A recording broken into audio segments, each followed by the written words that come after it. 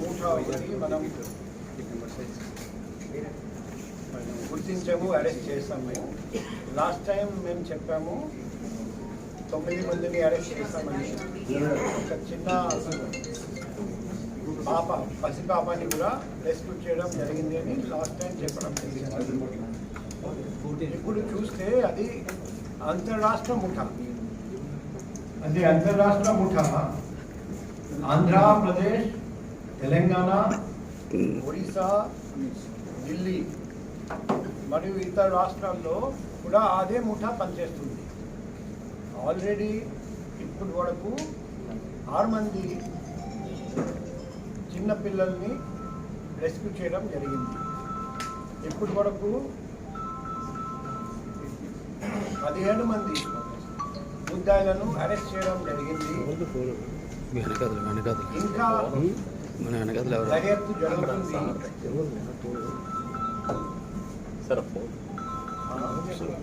ఇంకా చాలా మంది పసిపిల్లల్ని మేము రెస్క్యూ చేయగలుగుతాం.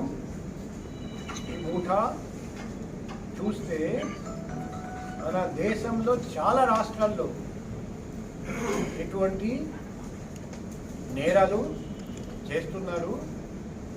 సో వైజాగ్ సిటీ పోలీస్ ఇటువంటి ముఠా గుట్టునట్టు చేసి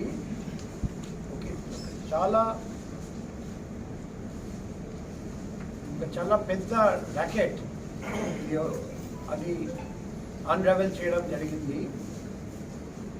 టాస్క్ ఫోర్స్,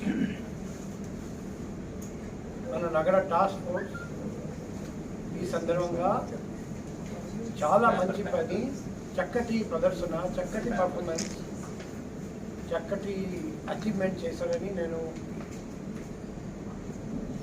వాళ్లకు అభినందిస్తున్నా. కానీ ఇంకా లోతు వరకు వెళ్ళాలి, ఇంకా చాలామంది పసిపిల్లల్ని రెస్క్యూ చేయాలి, ఇంకా చాలామంది ముద్దాయిలను అరెస్ట్ చేయాలి, ఇంకా చాలా రాష్ట్రానికి వెళ్ళాలి. సో మన పని కంటిన్యూ అవుతుంది.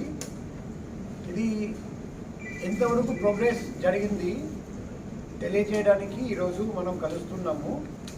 ఫర్దర్ ప్రోగ్రెస్ జరిగిన తర్వాత ఫర్దర్ మీకు తెలియజేస్తాం.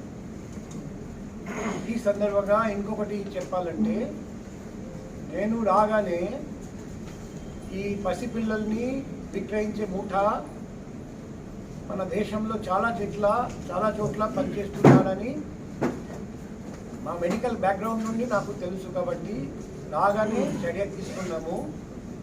మన జిల్లా కలెక్టర్ గారికి 80 హాస్పిటల్, హెల్త్ సెంటర్ ఎక్కడెక్కడ మన విశాఖపట్నం నగరంలో సరైన స్టెప్స్ తీసుకోవట్లేదు, అది రాస్తూ డిస్ట్రిక్ట్ కలెక్టర్ గారికి తగిన చర్యలు తీసుకోమని రిక్వెస్ట్ చేయడం జరిగింది. యాజ్ అడిషనల్ డిస్ట్రిక్ట్ మ్యాజిస్ట్రేట్ మేము కూడా అన్ని హాస్పిటల్స్, హెల్త్ సెంటర్స్కి 1 by 1 నోటీస్ పంపిస్తున్నాం. ఎందుకంటే పసిపిల్లల్ని అపహరించకుండా చూడడం అంటే ప్రతి చోట CCTV ఇన్స్టాల్ చేయాలి, అవి వర్కింగ్ కండిషన్లో ఉండాలి. 24/7 24 గంటలు CCTV ఫుటేజ్ మానిటర్ చేయాలి. అక్కడ ప్రైవేట్ సెక్యూరిటీ గార్డ్ పెట్టాలి. అండ్ అమ్మగారికి, పిల్లలకి RFID ట్యాగ్స్ పెట్టాలి. అప్పుడు దొంగిలించడానికి అవకాశం బాగా తగ్గిపోతుంది. సో ఇవన్నీ సెక్యూరిటీ ప్రికాషన్స్ ప్రతి హాస్పిటల్, ప్రతి హెల్త్ సెంటర్, ప్రతి నర్సింగ్ హోమ్లో ఖచ్చితంగా పెట్టమని మేము రిక్వెస్ట్ చేస్తున్నాం.